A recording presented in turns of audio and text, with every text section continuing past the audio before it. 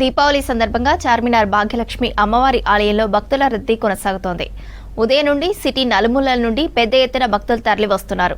భాగ్యలక్ష్మి అమ్మవారిని నగలతో ముస్తాబు చేశారు ఆలయ నిర్వాహకులు. పూలతో ప్రత్యేకంగా ఆలయాన్ని సర్వాంగ సుందరంగా ముస్తాబు చేశారు.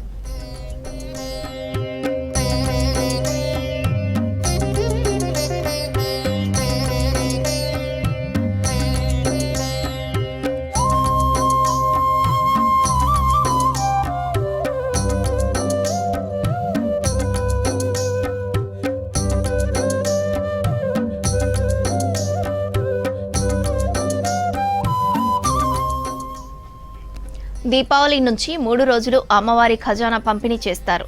అమ్మవారి ప్రతిమ ఉన్న కాయిన్స్ తో పాటు కుబేర పూజ చేసిన కాయిన్స్ ను భక్తులకు పంపిణీ చేస్తారు. అమ్మవారి కాయిన్ లభిస్తే తమకు సకల శుభాలు కలుగుతాయని భక్తుల నమ్మకం.